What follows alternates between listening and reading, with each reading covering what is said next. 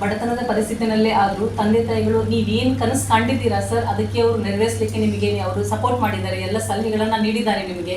ಬಡವ ಕುಟುಂಬ ನಮ್ಮದು. ಮೊದಲು ನಮ್ಮ ಡ್ಯಾಡಿ ಡ್ರೈವರ್ ಕೆಲಸ ಮಾಡ್ತಿದ್ರು, ಟ್ರಾನ್ಸ್ಪೋರ್ಟ್ ಬಿಸ್ನೆಸ್ ನಮ್ಮದು. ನಾನು ಹೋಗಿ ಕೇಳಿದೆ, ನಾವು ರಾಜಕೀಯ ಜೀವನದಾಗ ಹೋಗ್ತೀನಿ ಅಂದ್ರೆ ಅವರು ನಮ್ಗೆ ಸಪೋರ್ಟ್ ಮಾಡಿದ್ರು. ಸೊ ನೀವು ಜೀವನದಲ್ಲಿ ಎತ್ತರಕ್ಕೆ ಬೆಳೆಯೋದನ್ನು ನೋಡಲಿಕ್ಕೆ ಅವರು ತುಂಬ ಉತ್ಸುಕರಾಗಿದ್ರು ಅನ್ಕೋತೀವಿ ನಾವು.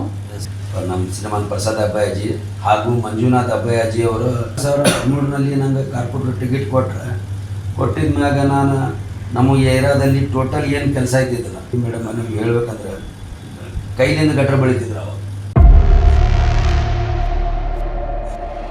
ಶಾಸಕರು ಪ್ರಸಾದ್ ಅಬ್ಬಾಯ ಅವರು ನಿಂತ ನಂಗೆ ಏನು ಬೇಕು ಫಂಡ್ ಕೊಟ್ಟರೆ ಕೆಲಸ ಮಾಡಿಸಿ.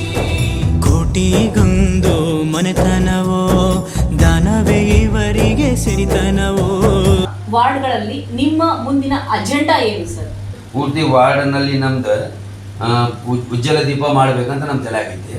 ನಮ್ಮ ಶ್ರೀಮಂತ ಪ್ರಸಾದ್ ಅಬ್ಬಾಯಾಜಿ ಹಾಗೂ ಮಂಜುನಾಥ್ ಅಬ್ಬಾಯಾಜಿ ಅವರು ನಂಗೆ ಏನು ಹೇಳಿದರು, ನೀ ಮನ್ಯಾಗ ಕುಂದರ್ಬೇಡ, ಈಗ ನಿಂಗೆ ನಾಮಿನೇಟ್ ಕಾರ್ಪೊರೇಟ್ ಮಾಡೀನಿ, ಮುಂದಿನ ಎಲೆಕ್ಷನ್ ಬರೋ ತನಕ ನೀವು ವಾರ್ಡ್ದಾಗ ಕೆಲಸ ಮಾಡ, ಒಳ್ಳೆ ಕೆಲಸ ಮಾಡಿ ನೀ ಎಲ್ಲೂ ಅಂತ ಮಂದಿ ಕೆಲಸ ನೋಡಿ ನಿಂಗೆ ಕರೆದು ಹಿಂಗೆ ಓಟ್ ಹಾಕ್ಬೇಕು, ಆ ಥರ ಕೆಲಸ ಮಾಡಂತ ನಮ್ಗೆ ಕರೆದ್ರು.